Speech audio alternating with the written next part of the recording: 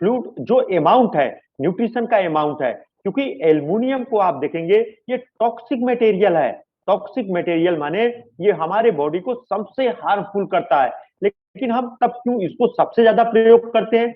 क्योंकि इसकी जो हीट कंडक्टिविटी है, अगर हम हीट कंडक्टिविटी की बात करें और इसको वॉश करने का जो हमें तरीका है वह इजिली है और सस्ता भी पड़ता है, इसलिए हम इसको ज्यादा से ज्यादा प्रयोग करते हैं। तो आप देखिए, कोई भी आप सर्जिकल हॉस्पिटल में किसी भी लैब में जाइए, वहां पर एल्युमिनियम के कोई बर्तन नहीं रखे जाते हैं, एल्युमिनियम के कोई पॉट्स नहीं रखे जाते हैं। वहां जो भी रखे जाते हैं वो सर्जिकल स्टील के रखे जाते हैं, क्योंकि यह तो न तो पानी से रिएक्शन करता है, न तो नमक के साथ रिएक्शन करता है, न तो कोई भी फूड मटेरियल के साथ रिएक्शन करता है।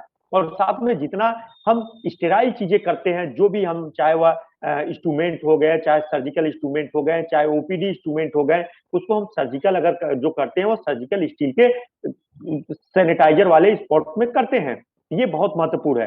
तो आप उसको न्यूट्रिशन को देखिए, मेन क्या है कि आज के समय में एल्युमिनियम का इतना ज्यादा हमारे, जब हम कांसे की चीजें को, तांबे की चीजों को, टीन की चीजों को प्रयोग करते थे, इतनी ज्यादा हमारे समय में बीमारियां नहीं थी हमारे एशियन समय में, क्योंकि हमारा कल्चर था। हम तांबे की चीजों में जो भी थाली में खाते थे, तो हम तांबे के थाली में खाते थे, कंसे के बर्तन में पानी वगैरह पीते थे, तो कई प्रकार की बीमारियां हमारे शरीर में नहीं होती थी। और मैंने कहा कि जो क्रॉनिक बीमारियां हैं, चाहे वह डायबिटीज हो, चाहे वह शुगर हो, चाहे वह ओबेसिटी हो, चाहे वह थायराइड हो, चाहे वह कैंसर हो, एक दिन में कोई बीमारी हमारे शरीर में नहीं होती है। ये बीमारियां हमारे शरीर में धीरे धीरे हमारे शरीर में एंट्री करती हैं और एक तरीके से हमारे शरीर में पूरे तरीके से बॉडी के सिस्टम को ये कवर कर लेती हैं। तो हम यही कहेंगे कि एल्युमिनियम की चीजों को, कोई भी एल्युमिनियम की चीजों को जितना हो सके, यदि आप ब्रैस का, तांबे का, अगर इन सब चीजों को आप नहीं ले रहे हैं, क्योंकि इसके वॉश करने में दिक्कत है, तो आप कम से कम स्टील की चीजों को प्रयोग करिए और हेल्दी कुकर को प्रयोग करिए। क्योंकि जो न्यूट्रिशन आप खाते हैं, जो आपके घर के बच्चे हैं, अगर उनको वह न्यूट्रिशन नहीं मिलेगा, उनकी हाइट इफेक्टेड होगी और हाइट के साथ साथ उनकी बॉडी के सेकेंडरी ग्रोथ बहुत जल्दी हो जाएगा। इन सब चीजों को रोकने का एक तरीका है। दूसरा, यदि हम बात करें, इसी में डिटॉक्स फूड पैड है। डिटॉक्स फूड पैड, अगर हम इक्विपमेंट्स की बात करें, तो ये हमारे बॉडी में टॉक्सिक मटेरियल को एक तरीके से एब्जॉर्ब करने का कार्य करता है। तो जो भी विषैले पदार्थ हमारे शरीर में ज्यादा से ज्यादा है, चाहे अगर किसी व्यक्ति को यदि हम बात करें, देखिए मेन क्या है कि नॉन स्टिक्स को हम इसलिए प्रयोग करने के लिए, नॉन स्टिक्स के कुकवेयर को हम इसलिए अवॉइड करते हैं कि जो लेयरिंग उसकी होती है वो बहुत हार्मफुल होती है। ब्लैक लेयरिंग जो होती है, वो ब्लैक लेयरिंग अगर आप किसी भी शार्प, अगर आप किसी नाइफ वगैरह से अगर यदि आपको लग गया, तो कंटिन्यू आपकी बॉडी में एंट्री करेगी। तो सबसे बेस्ट मेथड है, आप जितना इन सब चीजों को अवॉइड करिए। आपको मेन, अगर इन सब चीजों को अवॉइड करेंगे, क्योंकि मेन क्या है कि जो भी मेटल में हम, जैसे आज का जो कल्चर है, उस कल्चर की बात करें तो प्लास्टिक के थाली में खाने की, प्लास्टिक के चीजों में, प्लास्टिक के स्पून यूज करते हैं। तो प्लास्टिक में तो कोई कंडक्टिविटी, हीट है ही नहीं है। और जब हीट की कंडक्टिविटी नहीं होगी, कहा जाता है जिस पात्र में हम खाना रखते हैं, जिस पात्र में हम पानी रखते हैं, उसी का गुण ग्रहण कर लेते हैं। जब उस प्लास्टिक में, उस प्लास्टिक के, अगर चाहे वह थाली हो, चाहे वह स्पून हो, जब उसमें कोई गुण है ही नहीं, कोई फीचर है ही नहीं, तो उस फीचर को क्या अडॉप्ट करेगा? तो हम यही कहेंगे कि आप इन सब चीजों को अवॉइड करिए, क्योंकि जो भी हम गर्म चीज खाते हैं, कुछ ना कुछ स्मॉल मॉलिक्यूल्स जो है, एक तरीके से आप कह सकते हैं कि ये जो हमारे शरीर में आते हैं, इसका मेन एग्जांपल है कि जो फॉरेन वेस्टर्न कल्चर है, उन्होंने बहुत ज्यादा प्लास्टिक की चीजों को, इन सब चीजों को बहुत ज्यादा उपयोग किया। और हम जो ट्रेडिशनल मेटल का प्रयोग करते थे, जैसे अगर हम ट्रेडिशनल के, तो उनके कारण से हमारे शरीर पे इफेक्ट पड़ता है, वह हम अपने बॉडी के अकॉर्डिंग चीजें करते हैं। जैसे एग्जाम्पल के तौर पे, जो एशियन से आयुर्वेदा, सिद्धा, यूनानी की बातें हैं, उसमें था गोल्ड हमेशा कमर के ऊपर पहनना है, हिप के ऊपर हमेशा वियरिंग का मेन था। उसका मेन था कि जो गोल्ड होता है वह नेचर से हीट होता है। तो हमारा जो गला है, हमारा नोज है, ईयर है, उसमें अगर हम देखें तो उसमें कफ के कारण से दिक्कत होती है। तो उस कफ को एब्जॉर्ब करने का कार्य हमारा हीट करता है। तो हम जो सिल्वर की चीजें पहनते थे, कई ऐसे इंडियन कल्चर है, हम जो भी पायल वगैरह पहनते थे, उनको हम अपने हाथों में, एक तरीके से पैरों में पहनते थे, क्योंकि सिल्वर का जो काम है वह कोल्ड होता है। तो हम अपने पैरों में जो है सिल्वर की चीजें पहनते थे। ऐसा नहीं कि वह गोल्ड की चीजें नहीं पहन सकते, क्योंकि वह हमारा ट्रेडिशनल था।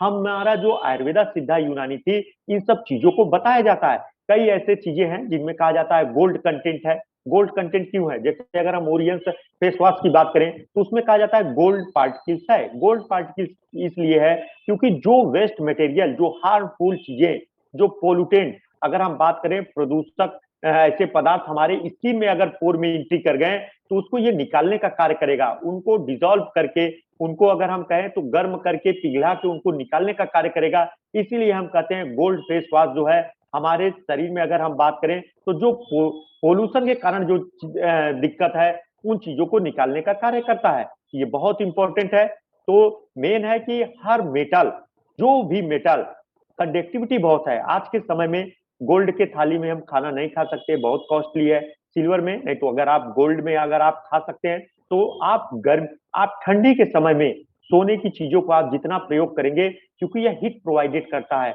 और साथ में सिल्वर जो है वह कोल्ड प्रोवाइडेड करता है। तो लेकिन आप गर्मी में इसके ज्यादा से ज्यादा पानी पी सकते हैं। मैं कहीं पर ऐसा कई कल्चर देखा हूं कि आप पानी रखते हैं, उसमें एक सोने की कॉइन डाल दिए, गर्मी अगर अगर ठंडी है तो सोने का उसमें कॉइन डाल दिए, और जब गर्मी है तो उसमें सिल्वर का कॉइन डाल दिए। तो इसका ये है कि ये कंडक्टिविटी, मेटल कंडक्टिविटी हमारे बॉडी पे मायने है, क्योंकि हमारे बॉडी में जो मूवमेंट होता है वह इलेक्ट्रॉनों के मूवमेंट के कारण होता है। हमारा ब्रेन जो है अगर उसमें देखें तो जो मूवमेंट होता है वह इलेक्ट्रॉनों के कारण होता है। जब इलेक्ट्रॉन का एक हमारे शरीर में एंट्री होगी तो हमारे लिए अच्छा है। तो हेल्दी कुकर सबसे बढ़िया है। और अगला जो मेन अगर हम देखें तो एल्कलाइन बॉटल है, एल्कलाइन वाटर बॉटल है, बहुत महत्वपूर्ण है। ये हमारे बॉडी में हम जो भी चीजें खाते हैं, चाहे जो फ्रूट्स खाते हैं, जो वेजिटेबल्स हम प्रयोग करते हैं, 99% जो है वह एसिडिक नेचर का होता है। जो भी हम अचार वगैरह खाते हैं, और साथ में यदि हम बात करें जो भी हम जूस वगैरह पीते हैं, सब हमारा जो है वह एसिडिक नेचर का है। और ये एसिडिक नेचर जाके हमारे ब्लड, हमारा उस एसिडिक नेचर को बैलेंस करने का कार्य करता है। क्योंकि हमारे ब्लड का जो पीएच है वह 7.35 से 7.45 है, लगभग 7.5 है। उसपे हमारा ब्लड जो है अच्छे तरीके से कार्य करता है। अगर किसी व्यक्ति में अगर ये चीजें, अगर ये एसिडिक नेचर अगर वह बहुत ज्यादा इंटेक करेगा और एसिडिक चीजों को वह ज्यादा से ज्यादा लेगा, तो उसको ज्यादा से ज्यादा ब्लॉकेज, हार्ट ब्लॉकेज, हाइपरटेंशन और ओबिसिटी, ये सब चीजें ज्यादा होने की संभावना है। इसलिए एल्कालाइन वाटर जो है उसके साथ हमारे जो केमिकल वो मिला है उसके माध्यम से आप चेक कर सकते हैं कि रेड है, कि लाइट रेड है, कि ग्रीन है, कि ब्लू है, कि डार्क ब्लू है। तो इन सब चीजों के माध्यम से उसका पीएच हम निर्धारण करते हैं जो हमारे बॉडी को एक्सेप्ट हो। तो हमें जो भी पानी पीना चाहिए उस पानी का यदि 7.35 से 7.45 है तो हमारे लिए बहुत अच्छा है। एल्कलाइन वाटर, कोई भी आरओ का पानी, किसी भी कंपनी के आरओ की पानी की बात करें, वह एल्कलाइन वाटर नहीं बनाता है, वह एसिडिक नेचर का ही रहता है। जो हमारे बॉडी के लिए, जो भी हम सॉफ्ट ड्रिंक पीते हैं, जो भी हम अगर बात करें कि जो हम हार्ड ड्रिंक पीते हैं, इनका जो नेचर होता है वो एसिडिक होता है। इसीलिए जितने डैमेज हमारे ऑर्गन को करते हैं, एक्सेस ऑफ एल्कोहल पीने के कारण से हमारी बॉडी डैमेज होती है, हमारा लीवर डैमेज होता है, हमारा डाइजेस्टिव सिस्टम डैमेज होता है, और एक्सेस ऑफ कोल्ड ड्रिंक पीने से हमारे शरीर में भी ये दिक्कत होती है। तो एल्कलाइन वाटर आपके लिए बेस्ट है। और जो इक्विपमेंट्स में एल्कलाइन वाटर है वो बहुत महत्वपूर्ण है, क्योंकि हमारे बॉडी का पीएच यदि बात करें तो 7.35 से 7.45 के बीच में होनी चाहिए। ये चीजें बहुत महत्वपूर्ण है। तो एल्कलाइन वाटर आप 4 से 5 यदि लीटर पीते हैं और पानी का पीएच है तो आपके ब्लड का जो इक्विलिब्रियम है, जो पीएच है, वो मेंटेन रहेगा। आपका बॉडी कम से कम आपका ब्लड काम करेगा और ब्लड आपका बॉडी हेल्दी रहेगा। ये तो रह गया एल्कलाइन वाटर। और साथ में यदि हम बात करें तो जो हमारे ग्लिटर्स प्रोडक्ट हैं, अगर हम कह सकते हैं कि सौंदर्य प्रसाधन, चाहे मेल हो चाहे फीमेल हो, और आज के समय में क्योंकि हमारा स्किन की यदि बात करें तो हमारा स्किन आज के समय में सबसे ज्यादा नेचर के टच में है, क्योंकि ये एक तरीके से नेकेड स्किन कह सकते हैं। और इस पे सबसे ज्यादा प्रदूषण का प्रभाव पड़ता है। प्रदूषण का प्रभाव अगर कहें तो जिस शहर में आप रहते हैं, जिस मेट्रोपोलियन सिटी में रहते हैं, जिस जगह आप पे रहते हैं, वहां का वातावरण जितना प्रदूषित होगा उतना आपके स्किन पे इफेक्ट आएगा। इन सब इफेक्ट को कम करने के लिए साथ में जो सीजनल ईचिंग है, जैसे आज के रेनी सीजन में सबसे ज्यादा स्किन डिजीज होता है, क्योंकि आज के समय में सबसे ज्यादा ह्यूमिडिटी रहता है, और जो हम माउंटेन रीजन पे हैं, यदि कोस्टल रीजन पे हैं, तो वहां पर स्किन की बीमारियां सबसे ज्यादा होती हैं। तो वहां पर हम जो है टोटल एंटीऑक्सीडेंट सॉप लगाएं, अपने बॉडी में जो टॉक्सिक मटेरियल है निम्बा के माध्यम से निम्बा का यूज करें और डिटॉक्सी 1 का यूज करें। और साथ में यदि हम बात कर रहे हैं कि डिटॉक्सी 1 निम्बा के साथ साथ व्हीट ग्रॉस का हम प्रयोग करें, जिससे हमारा ब्लड एकदम प्योर बना रहे, हमारा प्यूरिफिकेशन ब्लड का होता रहे, और साथ में हम एल्कलाइन वाटर का प्रयोग करते रहें। इन सब चीजों को करेंगे तो हमें कभी भी स्किन डिजीज होने की संभावना नहीं है। ये बहुत महत्वपूर्ण है। जो छोटी छोटी, तो जो हमारे एक साबुन की बात करें तो 5 प्रकार के साबुन है, 2 प्रकार के क्रीम है, 4 प्रकार के लोशन है, और साथ में यदि हम बात करें तो सन स्क्रीन लोशन है, सन स्क्रीन लोशन एसपीएफ भी है। तो इन सब चीजों का हम अपने सौंदर्य प्रसाधन पे प्रयोग कर सकते हैं और अपने सौंदर्य को बनाए रख सकते हैं। जो एजिंग एजिंग फैक्टर है, जो बुढ़ापापन के लक्षण है, उनको भी हम दूर कर सकते हैं। तो यदि हम बात करें तो आज का जो हमारा मेन टॉपिक है, वह मेन टॉपिक हमारा हार्मोन है। आज के समय में यदि हम बात करें हार्मोन का क्यों इतना महत्वपूर्ण है, क्योंकि हमारे बॉडी का, जैसे आज के समय में हमारे बॉडी की यदि हम बात करें कि हमारे बॉडी में जो मेन अगर बात करें कौन सा कार्य को कंट्रोल करता है। खाना तो हम खाते हैं, लेकिन हमारे शरीर से यदि हम बात करें तो हमारे शरीर से इंसुलिन कितना निकलना चाहिए, हमारे बॉडी में इंसुलिन की मात्रा कितना निकले जिससे वो ब्लड ग्लूकोज लेवल को पचा सके, हमारे बॉडी में किसी भी हमारी हाइट कितनी बढ़नी चाहिए, और अन्य चीजें, रिप्रोडक्शन रिप्रोडक्शन में यदि हम बात करें तो कब ओवम 28 दिन पे, कब 28 दिन के पीरियड में 14 दिन पे क्यों निकले, और 14 दिन के बाद अल्टरनेट डे पे कैसे निकले, और साथ में उस बच्चे का, यदि फीमेल अगर प्रेग्नेंट है, उस बच्चे का डेवलपमेंट कैसे हो, एक तरीके से कंट्रोल मैकेनिज्म कैसे है, ये हमें अब समझना होगा। अगर हम बात करें, अगर इंडोक्राइन सिस्टम की हम बात करें तो इंडोक्राइन को हम अगर हिंदी में बात करें तो इसको हम अंतःस्रावी तंत्र कहते हैं। अंतःस्रावी माने ये कि हमारे ब्लड में, अंतः माने ब्लड में ये फ्लो होता है। इसको अगर बात करें ब्रेन से वो निकलेगा तो हमारे पूरे बॉडी में फ्लो करेगा, और ये हमारे लिए एक तरीके से कह सकते हैं कि हमें हर तरीके से प्रोटेक्ट करता है। अगर हम बात करें तो हमारा जो इंडोक्राइन सिस्टम है वह कई मेन था 8 चीज मेन, चूंकि ये सिस्टम है तो 8 प्रकार के ऑर्गन से मिलके बना है। पहला हमारा एड्रिनल ग्लैंड है, जो किडनी के ऊपर जो ग्लैंड होती है, जिसे हम सुप्रा रीनल ग्लैंड भी कहते हैं। थायराइड ग्लैंड, ये भी महत्वपूर्ण है। पैंक्रियाज, जिसे हम अग्नाशय कहते हैं, ये भी महत्वपूर्ण है। पिट्यूटरी ग्लैंड, इन सभी ग्लैंडों का इसको मास्टर ग्लैंड कहते हैं। इन 8 ग्लैंडों में सबसे ज्यादा कार्य करने वाला और इन सबको कंट्रोल करने वाला जो कार्य करता है वह हमारा पिट्यूटरी ग्लैंड करता है, जिसको हम पीयूष ग्रंथि कहते हैं। अगला जो हमारा है ब्रेन है, ब्रेन में भी एक ग्लैंड है, पीनियल ग्लैंड है, जो हमारे शरीर में हार्मोन, ओवरी ओवरी कई हार्मोन सिक्रेट करता है। जैसे जब कोई फीमेल प्रेग्नेंट होती है तो वह किट से, प्रेगा किट के माध्यम से चेक करती है एससीजी हार्मोन को। साथ में हमारे शरीर में प्रोजेस्टेरॉन है, एस्ट्रोजन है, ये हार्मोन जो है वो ओवरी से निकलते हैं। और टेस्टिसाइड, जो टेस्टिस है मेल में, फीमेल में तो ओवरी से निकलते हैं। और साथ में यदि हम मेल की बात करें तो इनके टेस्टिस से जो हार्मोन निकलता है वह है टेस्टोस्टेरोन, जो हमारे शरीर में सेकेंडरी सेक्सुअल कैरेक्टर है। जैसे हम बात करें तो हम ये कह सकते हैं, जैसे हमारे आवाज का बदलना, जैसे मेल फीमेल छोटे बच्चों का आवाज डिफ्रेंशिएट नहीं होता है, लेकिन एक एज के बाद मेल और फीमेल का आवाज चेंज हो जाता है।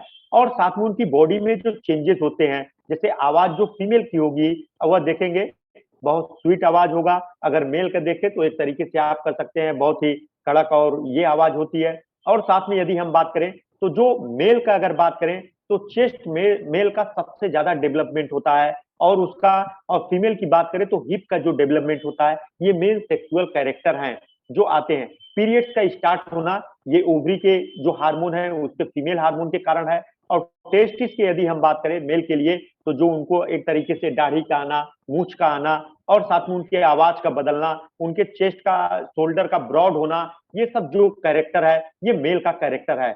और साथ में थाइमस ग्लैंड है, थाइमस ग्लैंड के भी अपने बहुत महत्वपूर्ण कार्य हैं। तो इन 8 चीजों में, 8 जो ऑर्गन है, इन 8 ऑर्गन को यदि हम मिला दें तो उन सब चीजों को मिला के हम इंडोक्राइन सिस्टम कहते हैं, क्योंकि ये अपना जो मटेरियल निकालते हैं इनके लिए कोई इनका अपना सिस्टम नहीं होता है। ये जो भी मटेरियल निकालेंगे वो ब्लड में निकाल देंगे। तो जैसे जो ब्लड में निकालेंगे तो पूरे बॉडी में जाके वह मूवमेंट करेगा। तो ये चीजें हैं। और इन सब आठों में जो सबसे महत्वपूर्ण ग्लैंड है वह हमारा पिट्यूटरी ग्लैंड है। यदि किसी एक ग्लैंड में अगर कोई एबनॉर्मलिटी आ जाए, कोई रोग उत्पन्न हो जाए, या आर्गन कम काम करने लगे या आर्गन ज्यादा काम करने लगे, तो हमारे शरीर में कई बीमारियां उत्पन्न हो सकती हैं। हम एक एग्जाम्पल के तौर पे आपको बता रहे हैं, जैसे आपका थायराइड ग्लैंड, अगर किसी भी व्यक्ति में यदि थायराइड ग्लैंड अगर कम काम करने लगे, तो हमारे बॉडी में जो भी फंक्शन है, चाहे हमारा हार्ट रेट, चाहे हमारा रेस्पिरेटरी सिस्टम, चाहे हमारा रिप्रोडक्टिव सिस्टम, चाहे हमारा डाइजेस्टिव सिस्टम, सभी स्लो हो जाते हैं। और साथ में यदि हमारा थायराइड ग्लैंड का एक्टिविटी ज्यादा हो जाए, हमें भूख बहुत ज्यादा लगेगा, हमारी आई बाहर आ सकती है, जैसे एक्सोथैलेमस, ये हमारी आंखें बाहर आ जाएंगी, भूख बहुत ज्यादा लगेगा। और साथ में हमें कई ऐसी परेशानियां कारण होती हैं, जिनके कारण से अगर हम बात करें तो थायराइड होता है। और साथ में पैंक्रियाज, अगर किसी भी कारण से हमारा पैंक्रियाज काम कम करने लगे तो इंसुलिन कम निकलेगा, जिससे हमें शुगर होने की संभावनाएं, डायबिटीज होने की संभावनाएं ज्यादा है। तो इन सब चीजों में बहुत महत्वपूर्ण है, इन आठों ग्लैंडों को यदि हम मिला दें तो हमारा आठों जो ग्लैंड है वह जो इन सब ग्लैंडों को मिला दे, ऑर्गन को मिला दे, वही इंडोक्राइन सिस्टम कहलाता है। और ये इंडोक्राइन सिस्टम इसलिए कहलाता है क्योंकि इसके पास अपने मटेरियल को डिस्चार्ज करने के लिए कोई वेसल्स नहीं होता है, कोई रास्ता नहीं होता है, ये डायरेक्ट ब्लड में चीजों को निकालता है। यदि हम बात करें कि जो हमारा देखें तो हमारा जो इंडोक्राइन सिस्टम है, इसमें 8 मेजर ग्लैंड्स होती हैं जो इंडोक्राइन सिस्टम का निर्माण करती हैं। और हम यदि ये बात कहें तो जो हमारा नर्वस सिस्टम है, इंडोक्राइन सिस्टम है, तो जो हमारा नर्वस इंडोक्राइन सिस्टम है वह सिग्नल, एक तरीके से इंफॉर्मेशन सिग्नल सिस्टम है। हमें बॉडी के इंफॉर्मेशन सिग्नल सिस्टम माने आपको एक सांकेतिक सूचना देता है, देने का कार्य करता है, और उसी चीज को जो सांकेतिक सूचना देने का कार्य करता है उसी को अपने कार्यों के माध्यम से नर्वस सिस्टम करता है। तो एक तरीके से हम कह सकते हैं इंडोक्राइन सिस्टम एक तरीके से इंफॉर्मेशन सिग्नल सिस्टम है। जैसे आप उदाहरण के तौर पे किसी व्यक्ति को अगर डायबिटीज हो गया, किसी को शुगर बीमारी हो गई, तो उसका मेन कारण है कि जो उसका पैंक्रियाज है, जो अग्नाशय है, वह काम करना कम कर दिया। और जो अग्नाशय है वह हमारा इंडोक्राइन और एक्सोक्राइन दोनों है, लेकिन जो इंसुलिन निकालने का कार्य करता है वह मेन इंडोक्राइन की वजह से करता है। और वह इंसुलिन हमारे शरीर में ब्लड के ग्लूकोज के लेवल को बैलेंस करने का कार्य करता है। क्योंकि यदि हमारे शरीर में ग्लूकोज की मात्रा ज्यादा हो जाती है तो ये हमारे उस ग्लूकोज को रेगुलेट करने का कार्य करता है। इसीलिए बहुत महत्वपूर्ण है। एक तरीके से हम कह सकते हैं हमारा इंडोक्राइन सिस्टम हमारे बॉडी का एक तरीके से मास्टरमाइंड है। हम कहें तो ये आखिर क्या चीजें निकालता है? इंडोक्राइन सिस्टम हार्मोन्स निकालता है।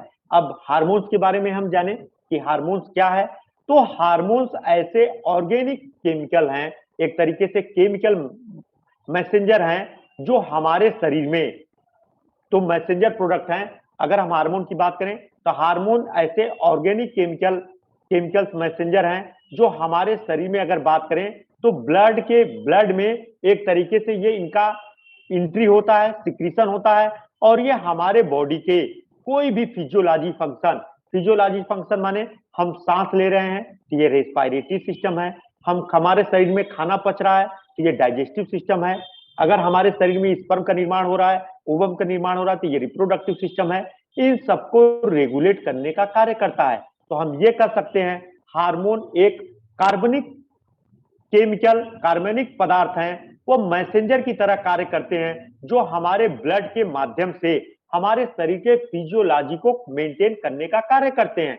जैसे आपको एग्जांपल के तौर पे फिगर में नीचे दिखाया गया है कि एक हमारा इंडोक्राइन सेल्स है, वह हार्मोन को देखिए कैसे अपने ब्लड के वेसल्स में, बगल के ब्लड वेसल्स में निकालता है, और जिस सेल्स को आवश्यकता होगी, जिसको जो रिक्वायरमेंट है, ऐसा नहीं कि सभी बॉडी के आर्गन को मिलेगा, ऐसा नहीं है। जिस बॉडी का जो टारगेट है, जो काम उस आर्गन पे करेगा, वहां पर वह उसको एक्सेप्ट करेगा और एक्सेप्ट करने के बाद अपने कार्यों को करेगा। ये बहुत महत्वपूर्ण है। अगर हम देखें तो हार्मोन सिस्टम हमारे बॉडी की सभी चीजों को, इसीलिए कहा जाता है कि जिसका थायराइड ग्लैंड अगर कम काम करने के लिए लगे या ज्यादा काम करने लगे तो हमें हमारे शरीर में कई लक्षण उत्पन्न होंगे, और यदि हम इसका सही से अगर ट्रीटमेंट नहीं करें तो हमें आने कई बीमारियां हमारे शरीर में एंट्री कर जाती हैं।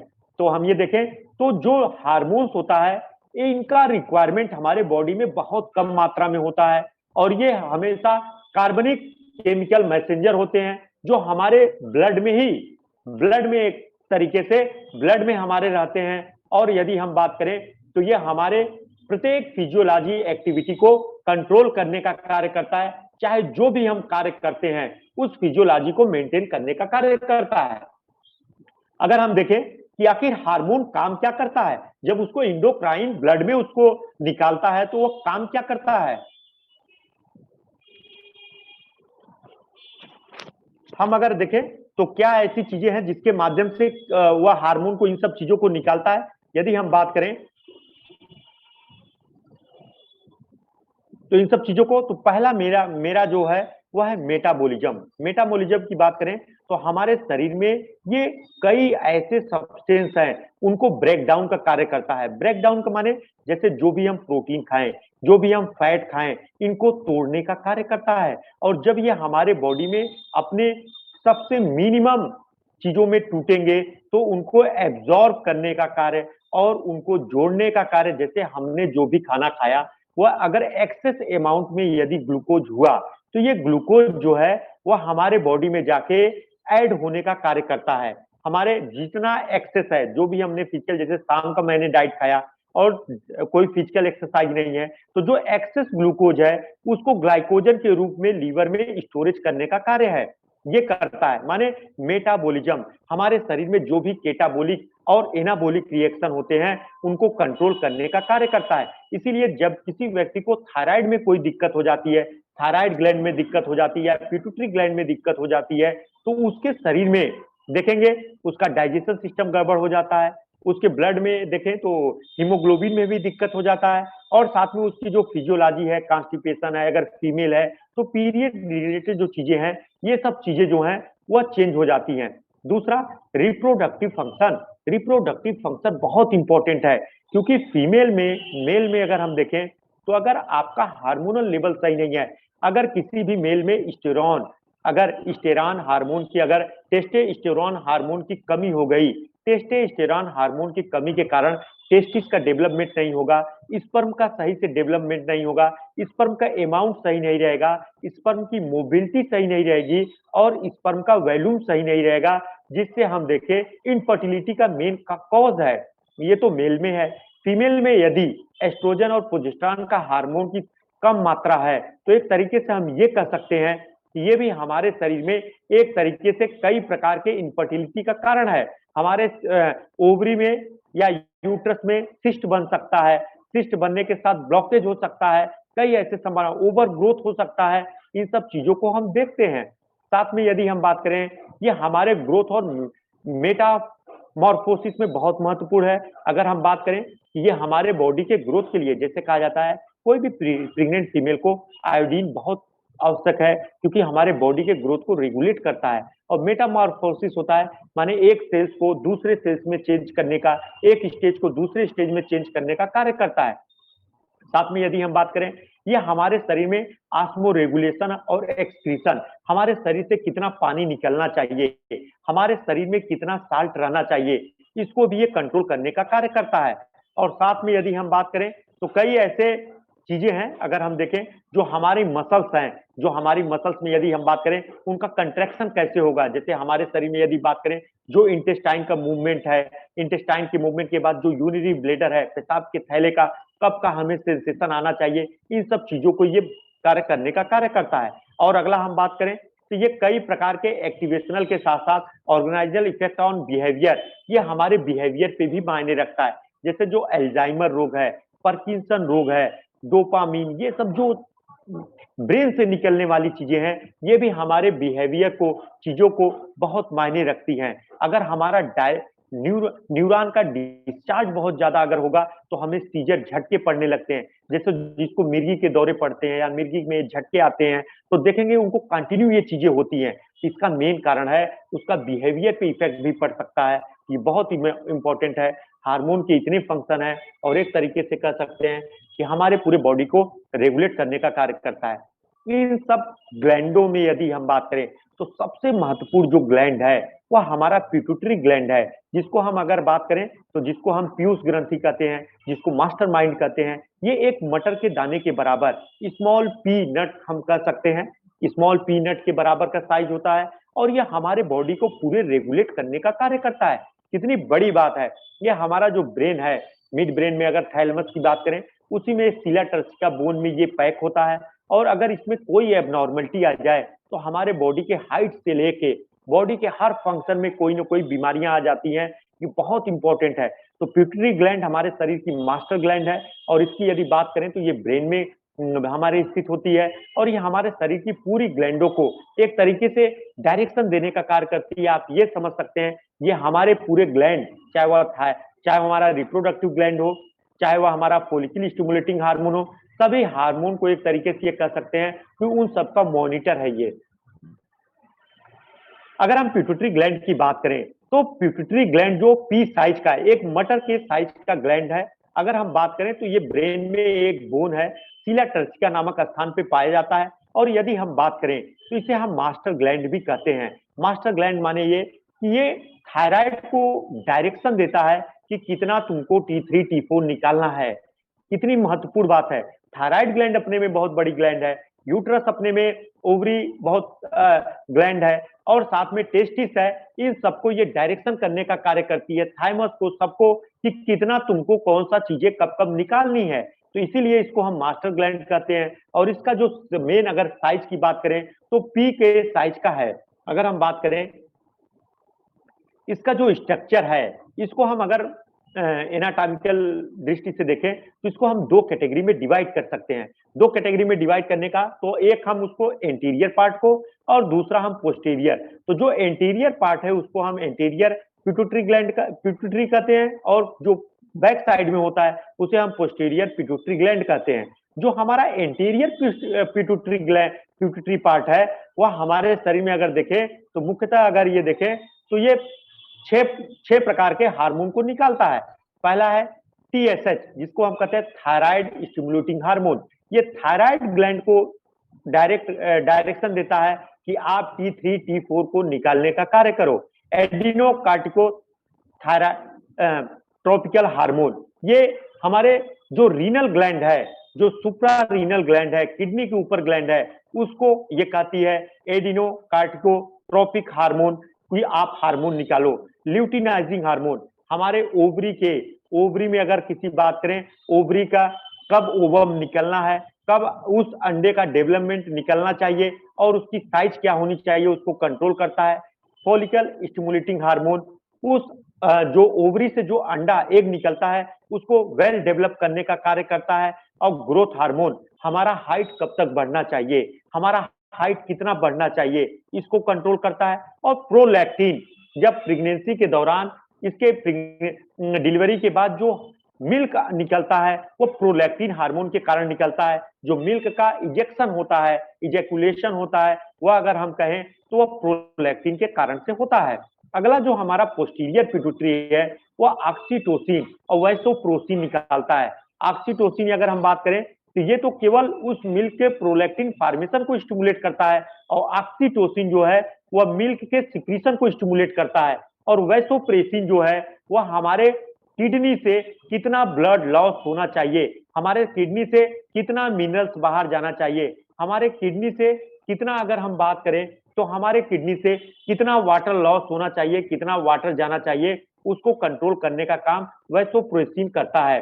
जो ऑक्सीटोसिन है मेन बहुत इंपॉर्टेंट है। आज के समय में हम इसी ऑक्सीटोसिन को आज के समय में लैब में बना के हम गाय को, काऊ को, बफेलो को हम इंजेक्शन देते हैं कि वो ज्यादा से ज्यादा दूध दे।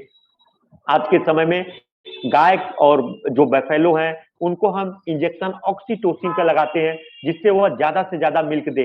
क्योंकि जो एनिमल है चाहे वह काऊ हो, चाहे वह बफेलो हो, चाहे वह सिप हो, चाहे वह गोट हो, वह जो अपना मिल्क का अमाउंट रहता है वह केवल उसके बच्चे के डेवलपमेंट के लिए रहता है। किसी भी, अगर एक तरीके से बात करें तो कई बार यह रहता है कि जो मिल्क है वह वेज वेज है कि नॉन वेज है। तो एक तरीके से अगर देखा जाए तो एनिमल प्रोडक्ट है, हम इसको वेज भी नॉन वेज भी कह सकते हैं, एक तरीके से इसको कंसीडर किया जा सकता है। क्योंकि कोई भी माँ अगर हम बात करें तो जो मिल्क देगी उसका जो है वो अपने बच्चे के डेवलपमेंट के लिए है।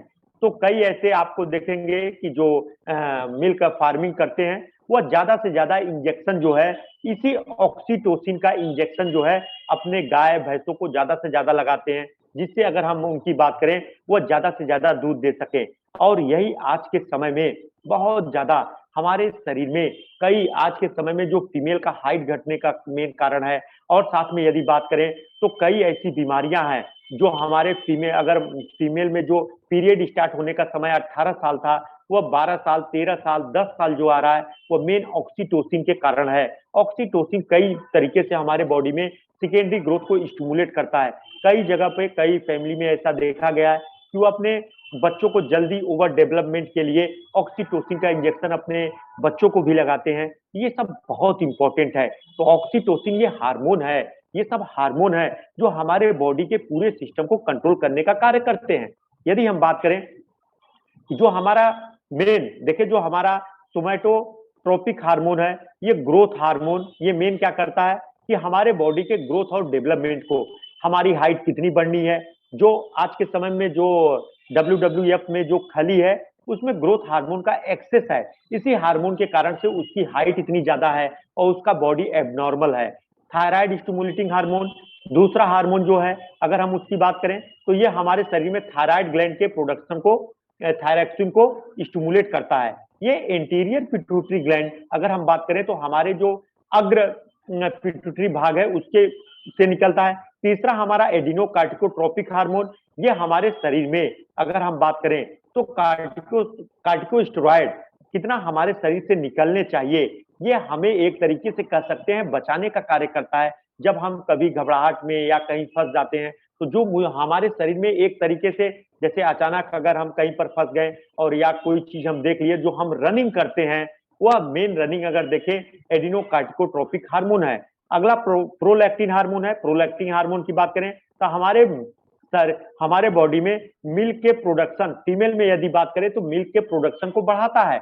और साथ में ल्यूटिनाइजिंग हार्मोन और फॉलिकल स्टिमुलेटिंग हार्मोन की बात करें तो हमारे ये ल्यूटिनाइजिंग हार्मोन ओव्यूलेशन करता है, माने जो ओव्यूल मेन जो फीमेल में हर माह 14 दिन पे जो ओव्यूल निकलता है उस ओव्यूल को एक पीरियड साइकिल में उस ओव्यूल को डेवलपमेंट करता है। और जो हमारा FSH हार्मोन है, इन सब हार्मोन के साथ वह फीमेल और मेल के हार्मोन में, मेल के स्पर्म में और फीमेल के ओवम में डेवलपमेंट में सहायता करता है। ऑक्सीटोसिन की बात करें तो ये इंजेक्शन का काम, माने उस जो मिल्क बन गया उस मल को बाहर निकालने का कार्य करता है ऑक्सीटोसिन। वैसोप्रेसिन की बात करें तो हमारे शरीर में पानी को रखने में ये बहुत महत्वपूर्ण, हमारे शरीर में बॉडी में कितना पानी होना चाहिए उसको ये कंट्रोल करने का कार्य करता है। तो एक तरीके से आप ये कह सकते हैं वैसोप्रोसिन या एंटी डायूरेटिक हार्मोन, जिस व्यक्ति को अगर कार्डियक दिक्कत हो जाता है, जिनको हार्ट की बीमारी होती है, मॉडर्न मेडिसिन सिस्टम में हम उसको डायूरेटिक देते हैं।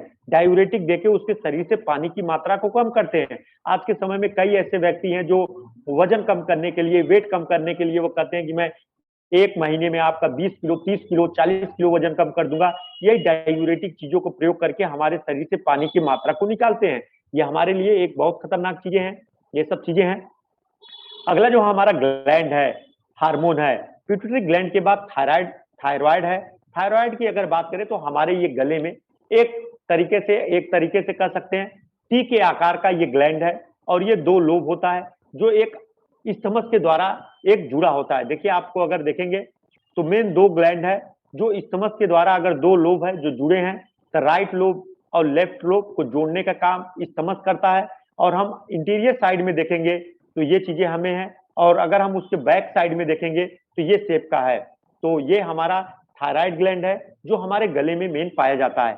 यदि हम थायराइड ग्लैंड का काम देखें तो थायराइड ग्लैंड हमारे शरीर में ग्रोथ में, हमारे शरीर के वृद्धि में, हमारे शरीर के विकास में महत्वपूर्ण भूमिका निभाता है, हमारे हार्ट रेट को कंट्रोल करता है, हमारे हार्ट के कंट्रैक्शन को, हमारा जो हार्ट कंट्रैक्ट करता है, जो लब डब की आवाज आती है, उसको कंट्रोल करने का कार्य करता है, और हमारे शरीर में कितनी प्रोटीन की मात्रा होनी चाहिए, कितनी कार्बोहाइड्रेट की मात्रा होनी चाहिए, उनको कंट्रोल करता है। और साथ ही कोलेस्ट्रॉल और ट्राइग्लिसराइड हमारे शरीर में चर्बी की को तोड़ने का कार्य करता है, और साथ ही साथ कहें तो ये विटामिन का जो रिक्वायरमेंट होता है उनको एक्सेप्ट करने का भी ये कार्य करता है। ये बहुत इंपॉर्टेंट है हमारे शरीर में। अगर बात करें तो सभी प्रकार के जो हम न्यूट्रिशन खाते हैं उनको तरीके से कंट्रोल करने का कार्य करता है। और यदि हम बात करें ये थायराइड जो हमारा सिस्टम है कैसे वो ब्रेन से, देखिए जो हमारा इंटीरियर पिट्यूटरी ग्लैंड है वह थायराइड स्टिमुलेटिंग हार्मोन निकाला और थायराइड ग्लैंड से कहा कि तुम जो T3 और T4 जो है वो उसका सिक्रीशन करो, और जब इसका सिक्रीशन होता है तो हमारे बॉडी में ग्रोथ डेवलपमेंट और जो मेटाबॉलिज्म है वो अच्छे तरीके से होती है। और साथ में जब हमारे शरीर में इस हार्मोन की मात्रा ज्यादा हो जाती है तो निगेटिव फीडबैक जाता है, और वह उस निगेटिव फीडबैक से इन सब चीजों का सिक्रीशन कम कर देता है। तो बहुत महत्वपूर्ण है। तो थायराइड जो है, अगर हम देखें किसी व्यक्ति का थायराइड की जांच हम कैसे कर सकते हैं, तो थायराइड की जांच हम जो है मेन थायराइड फंक्शन टेस्ट या थायराइड प्रोफाइल कहते हैं, जिसमें हम TSH thyroid stimulating hormone, T4, T3 anti thyroid antibodies, nuclear scintigraphy, FNAC node, ये पूरे हैं जिनके माध्यम से हम थायराइड की पूरी जांच करते हैं। अगर किसी को कोई उस पे सूजन हो गया या लोब बन गया तो हम उसको नीडल से उसको फाइन नीडल एस्पिरेट भी कर लेते हैं, और साथ में यदि हम बात करें तो उसका जो उसके एंटीबॉडी कोई बन के उसका डैमेज नहीं हुआ उसको भी हम देखते हैं। T3, T4 और TSH के माध्यम से हम ये पता करते हैं कि इसको हाइपोथायराइडिज्म है कि हाइपरथायराइडिज्म है, कि इसके शरीर में थायराइड ज्यादा तेज काम कर रहा है कि कम तेज काम कर रहा है। ये मेन चीजें हैं। देखिए जो हमारा ब्रेन का अगर जो शरीर का सिस्टम है, एक हमने बताया कि ये एक सिस्टम है। सिस्टम में अगर देखें तो हाइपोथैलेमस हमारा जो बॉडी के जो रिक्वायरमेंट है वह थैलेमस को डायरेक्शन देता है कि TSH हार्मोन निकालो, और ये TSH हार्मोन थायराइड ग्लैंड को डायरेक्शन देता है कि T4 और T3 निकालो। तो जो हमारा T और T4 है, जो हमारा थायराइड ग्लैंड निकालता है, T4 की मात्रा T4 की मात्रा ज्यादा होती है, T3 की मात्रा कम होती है जो हमारा थायराइड ग्लैंड निकालता है। लेकिन जो T4 होता है वह इनएक्टिव फॉर्म में होता है और T3 एक्टिव फॉर्म में होता है, और लीवर हमारा इसके साथ जो ज्यादा T4 निकला है उसको T3 में कन्वर्ट करने का कार्य करता है। जब हमारे ब्लड में इनकी मात्रा ज्यादा हो जाती है तो इसको हम रिवर्स जो है, अगर हम बात करें तो हम रिवर्स निगेटिव फीडबैक जाता है, पिट्यूटरी ग्लैंड को कहता है कि अब कम से कम इस हार्मोन का सिक्रीशन करिए, ब्लड में बहुत ज्यादा है। तो एक मैकेनिज्म है। अगर हम देखें तो feedback, positive feedback, negative feedback हमारे शरीर में, हमारा बॉडी जो है एक 100% एक रेगुलर ऐसा कार्य करता है जिससे हमारे बॉडी में कोई एबनॉर्मलिटी ना आए। यदि इनके फंक्शन में कोई भी अगर दिक्कत आ गई तो हमारे शरीर में कोई ना कोई रोग की उत्पत्ति हो जाती है, और यही रोग हमारे शरीर में एक तरीके से हमारे बॉडी के फंक्शन को डैमेज करते हैं। तो ये चीजें हैं।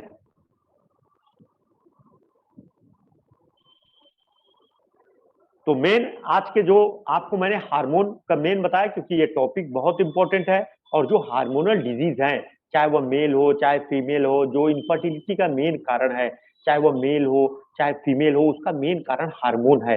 इन सब हार्मोन को, और साथ में जो थायराइड ये बीमारियां एक तरीके से देखें तो भारत में लगभग लगभग 13% लोगों को थायराइड है, और 13% लोगों को थायराइड माने 1 अरब लगभग 25-30 करोड़ लोगों में, यदि अगर हम देखें इतने लोगों को थायराइड है, और मैक्सिमम लोगों में अगर थायराइड जो है एसिम्प्टोमेटिक है, माने उसमें कोई लक्षण नहीं है। लेकिन जिनमें ये लक्षण हैं उनको कई समस्या हो जाती है। अगर फीमेल है तो उसके पीरियड्स इरेगुलर हो जाते हैं, उसके बच्चेदानी में गांठें बन जाती हैं, और उसको ट्यूमर होने की संभावनाएं बहुत ज्यादा है।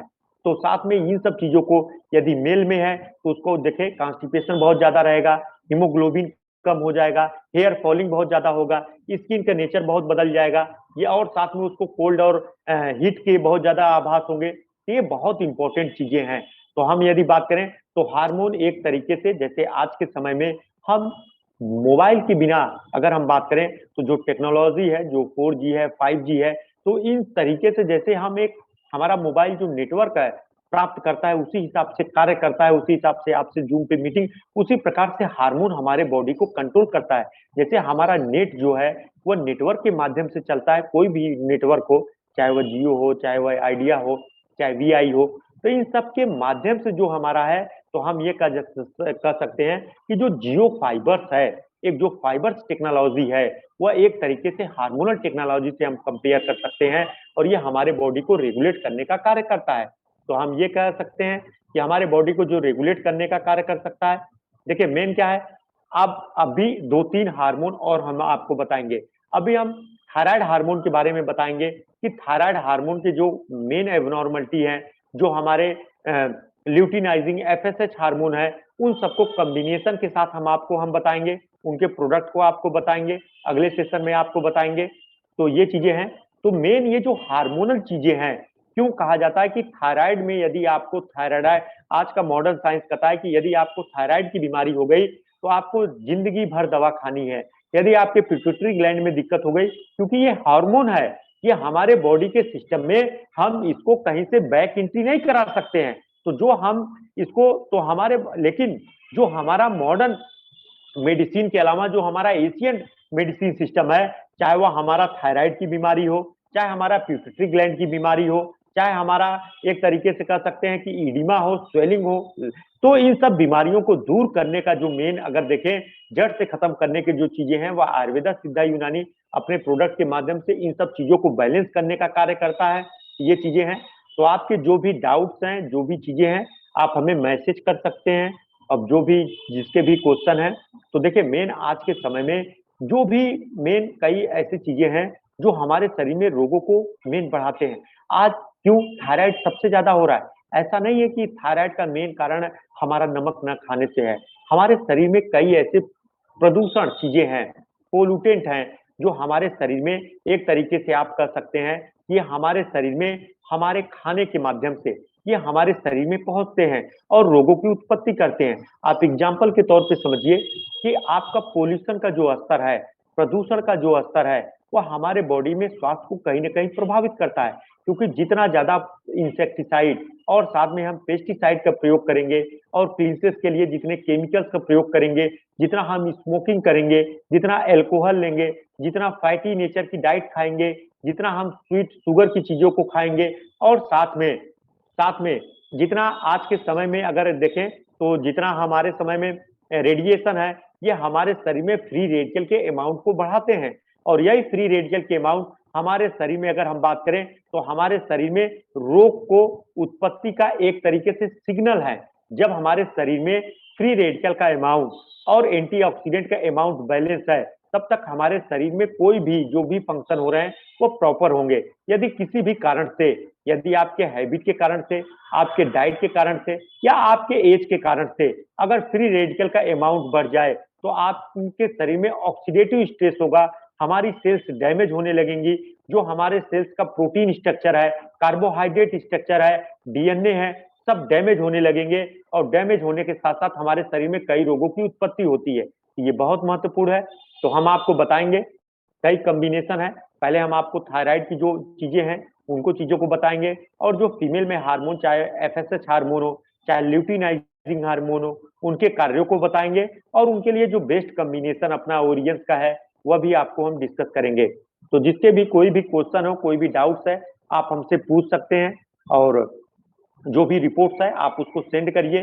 जब रिपोर्ट को आप सेंड करेंगे तो उनमें जो भी चीजें हैं उस पर डिस्कस किया जाएगा, और जो प्रोडक्ट संबंधित आपको नॉलेज चाहिए उसके भी आपको डिस्कस किया जाएगा। तो ये चीजें हैं।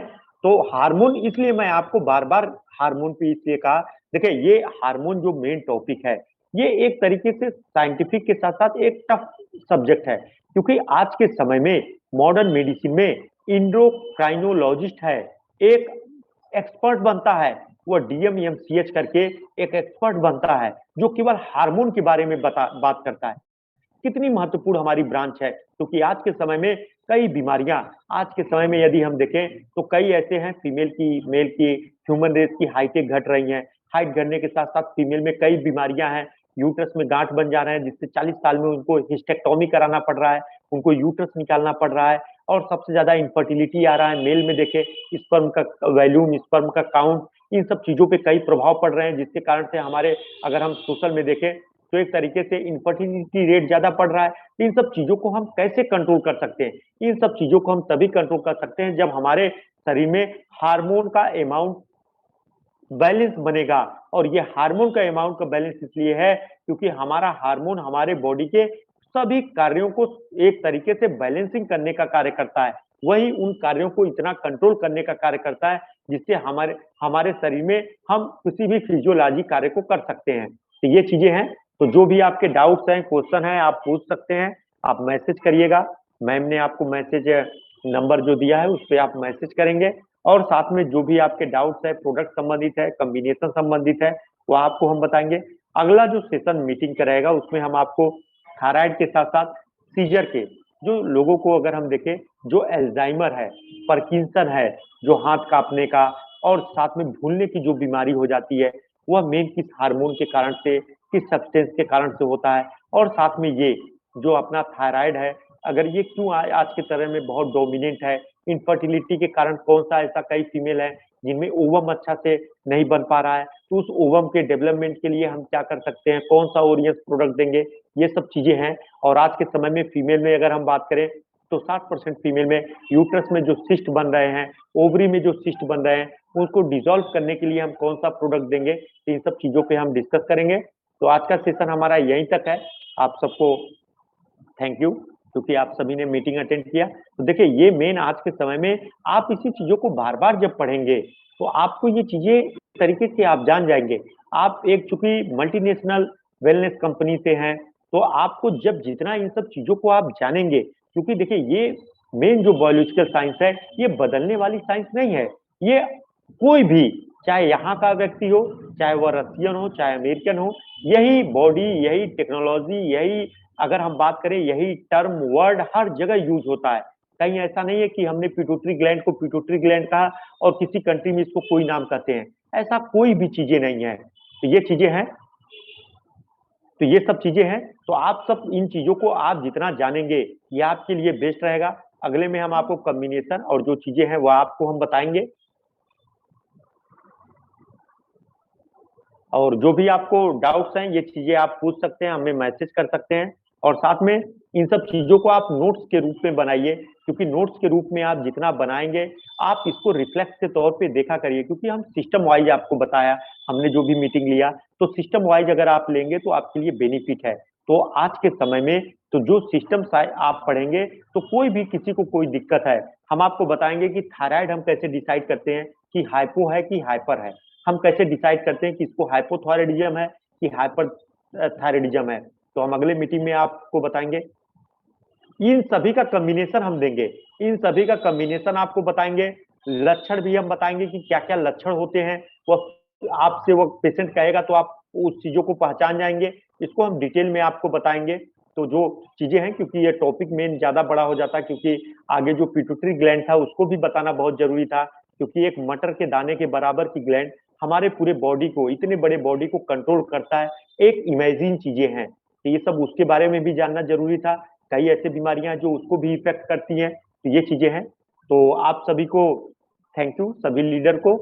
और अगले सेशन में हम मिलेंगे, कॉम्बिनेशन आपको बताएंगे और उस कॉम्बिनेशन में आप क्या बेस्ट कॉम्बिनेशन देंगे जिससे उनको ये सब बीमारियां जो हैं वह एलिमिनेट हो जाएंगी। तो आज का सेशन हमारा यहीं तक है।